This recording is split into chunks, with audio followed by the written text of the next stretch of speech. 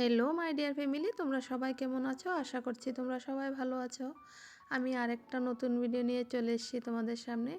আজ বানিয়েছিলাম কলার মোচার কোপ্তা কারি, সেটাই তোমাদের সাথে শেয়ার করব। আর কে কে ভালোবাসো কমেন্টে জানিও। তো চলো বানিয়ে নিই। তো এখানটায় দেখো আমি কলার মোচাগুলো কেটে ভালো করে ধুয়ে সিদ্ধ করে নিয়েছি।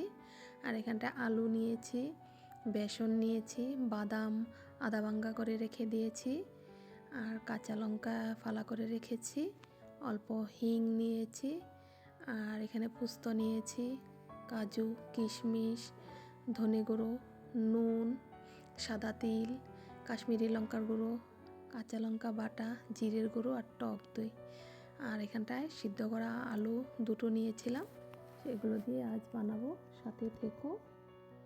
তো এখানটায় প্রথমে আমি সিদ্ধ করা আলুগুলো মোচাগুলো দিয়ে আমি ভালো করে ম্যাশ করে দেব। আর দিয়ে দেব বেসন, আর দেব বাদাম আধা ভাঙ্গা করে রেখেছিলাম, বেশি গুঁড়ো করে নিই। আর এখানটায় দিয়ে দিচ্ছি স্বাদ মতো নুন, আর দেব কাঁচা লঙ্কা কুচি করে রেখেছিলাম, সেগুলো দিয়ে দিয়েছি। আর নুন দিয়ে হলুদ গুঁড়ো দিয়ে দিয়েছি, আর কাশ্মীরি লঙ্কার গুঁড়ো দিয়েছি। এখন এটাকে ভালো করে মেখে আমি গোল গোল কোফতা বানিয়ে নেব।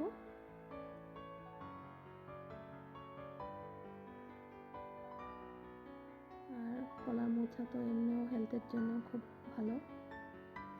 আর এখানটায় তো দেখো আমি মিক্সিতে কাজু নিয়েছি, সাদা তিল নিয়েছি, পোস্ত নিয়েছি, এগুলোকে একটা মিহি স্মুথ একটা পেস্ট বানিয়ে নেব। তো দেখো এখানটা হয়ে গিয়েছে, এটা সাইড করে রেখে দিয়ে আমি চলো কোফতাগুলো ভেজে নিই। এখানটায় আমি কোফতাগুলো এক এক করে ভেজে নেব। তো আমার হয়ে গিয়েছে ভাজা, এগুলো আমি নামিয়ে নিয়েছি। আর ওই তেলটাতে এখন আমি আলুগুলো ভেজে নেব। এগুলো খালি খেতেও টেস্ট হয়। আর এখানটা আলুগুলো আমি লাল লাল করে ভেজে নেব। দেখো আমার হয়ে গিয়েছে, এটা নামিয়ে নিচ্ছি। এখন এই তেলে এলাচ, দারচিনি, তেজপাতা, পাঁচফোড়ন আর অল্প হিং দিয়ে দিয়েছি, কাজু বাটা, দই, জিরের গুঁড়ো, ধনে গুঁড়ো, কাঁচা লঙ্কা পেস্ট, কাশ্মীরি লঙ্কার গুঁড়ো, আর স্বাদ মতো নুন দিয়ে দেব। আর টেস্টটা ব্যালেন্সে রাখার জন্য অল্প চিনি দিয়ে দেব। এখন এটাকে ভালো করে কষিয়ে নেব। আর একটু হলুদের গুঁড়ো দিয়ে দিয়েছি। এখন মশলাটা আমি কাঁচা লঙ্কা ফালা করে রেখেছিলাম, সেগুলো দিয়ে দিয়েছি, আর কিশমিশ দিয়ে দিয়েছি। দিয়ে ভালো করে কষিয়ে এখন আলুগুলো দিয়ে দেব, আর জল দিয়ে দেব।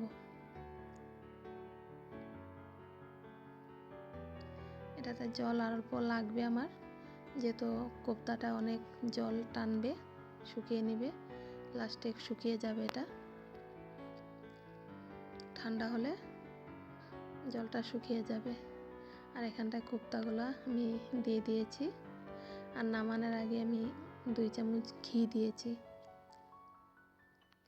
তো দেখো হয়ে গিয়েছে, আমি এটা নামিয়ে নিচ্ছি।